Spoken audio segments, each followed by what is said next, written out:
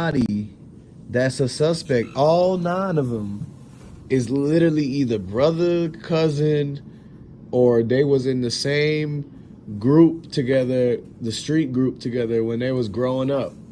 And every one of them is gonna come back to a tie with either Black Youngster, Big Jug, or Yo Gotti. And if you don't know who Big Jug is that's Yo Gotti brother.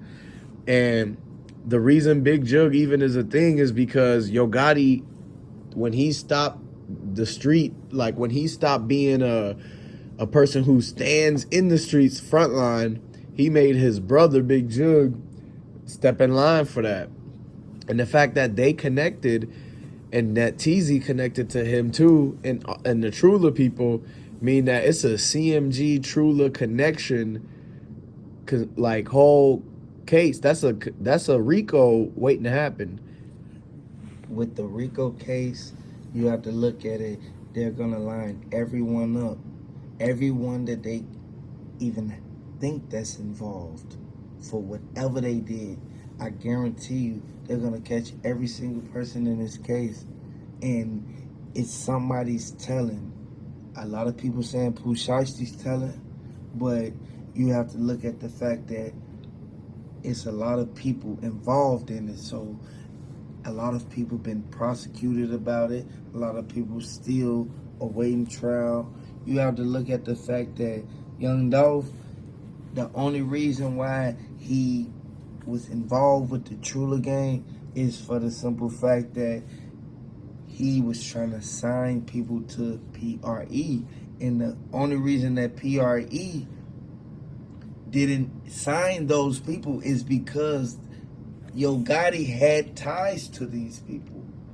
So you have to look at the fact that you have to be cautious of who you bring in your circle.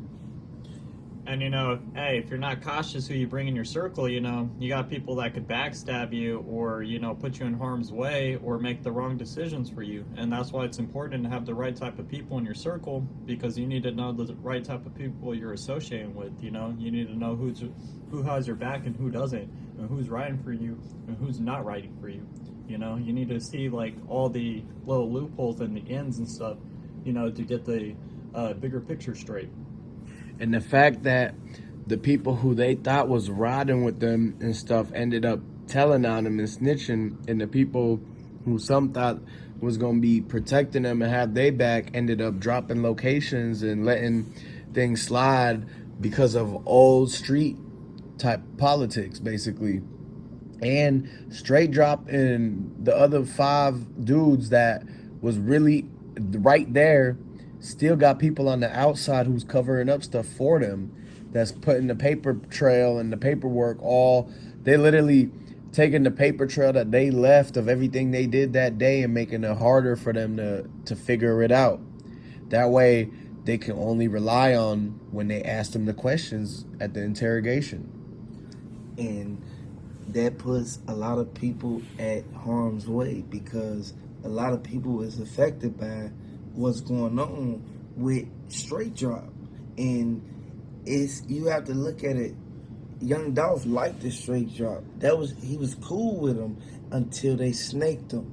That's why he say do not trust like a group of people. If you know you have a label and you got a guy you finna sign, you know for a fact you're not finna put him and his whole team on, because that'll take away from the business and it'll make it an asset to the company. Because if one person out of straight drop crew do something, it'll affect PRE. That's why Dolph didn't sign them. Exactly. And all this really stems from way back when Dolph wanted to go his own route. Yo Gotti and them got mad because they couldn't sign him. Because if they would have signed him, imagine what Memphis would be like today.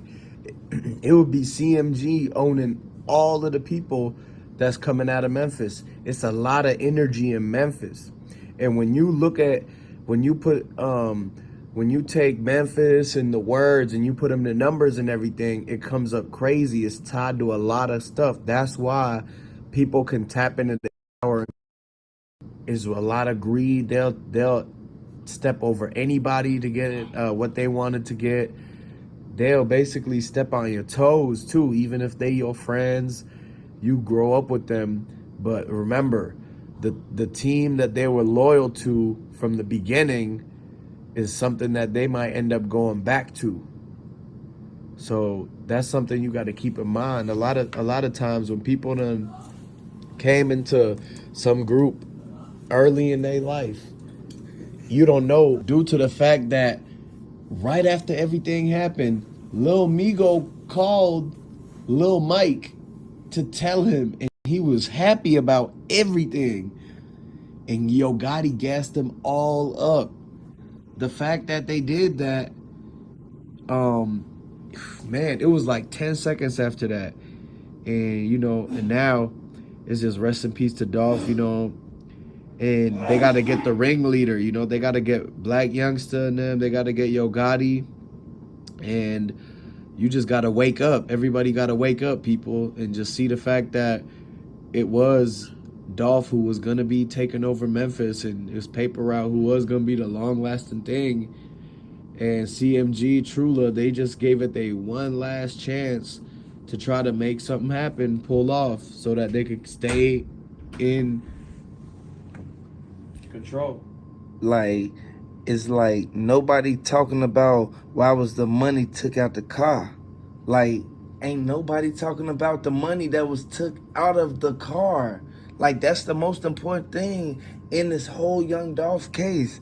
You have to look at the fact that, man, who was in town when this happened?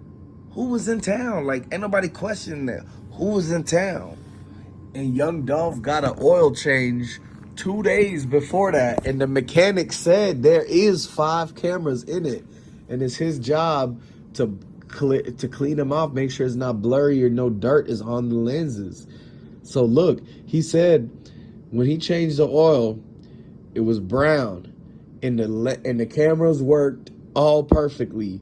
So he said it should be no doubt that they caught everything on footage, because he said he sat in the car himself and he would be able to see as far as you want for the camera. And once you got the footage, you could zoom in into the cookie shop and see that door.